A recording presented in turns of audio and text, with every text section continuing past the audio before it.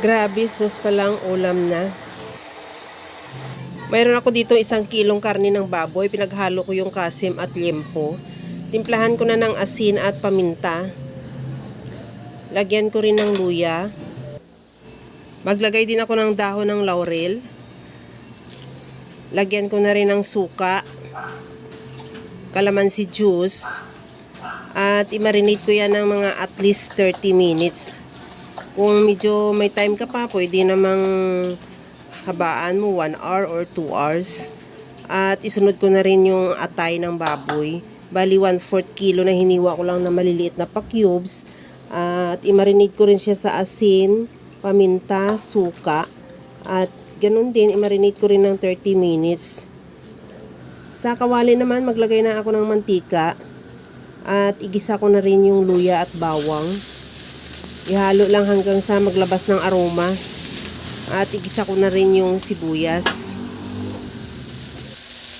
Ganon din, ihalo lang din hanggang sa mag-translucent. At ilagay ko na yung binabad nating karni ng baboy. Bali, hiniwalay ko yan siya sa pinagbabaran. At ihalo lang hanggang sa mag-iba na ang kulay o hanggang sa mag-render na siya ng sarili niyang mantika.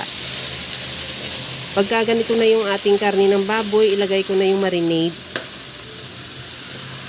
Ihalo lang hanggang sa mag-reduce o hanggang sa medyo magtuyo siya o kumapit na yung lasa ng marinade sa ating karne.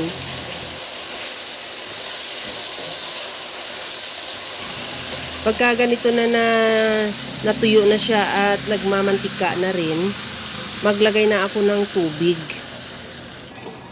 Depende naman yan ang dami ng tubig sa dami ng karne mo.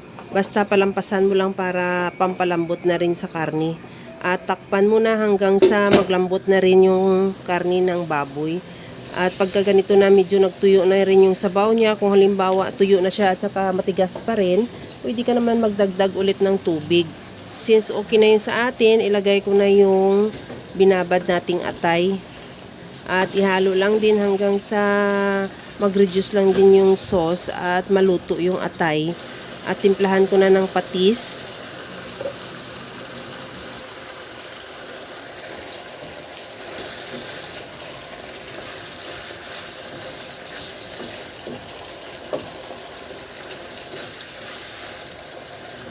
Paglagay na rin ako ng liquid seasoning. Kahit anong seasoning available sa'yo pwede.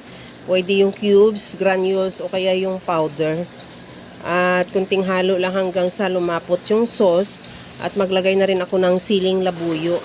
Optional, kung ayaw mo ng maanghang, pwede namang hindi ka maglagay.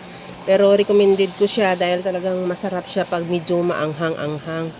At okay na to, ready to serve na yung ating napakasarap na pork kilawin. Kaya mga kalasa, kung nagustuhan mo yung ating video, please like na lang at pakishare na rin sa inyong mga friends. At kung bago ka pa lang sa aking channel, subscribe na at i-click mo na rin ang bell button para sa mga notification. Okay na to, luto na. Hanggang sa muli mga kalasa. Thank you for watching. Bye-bye!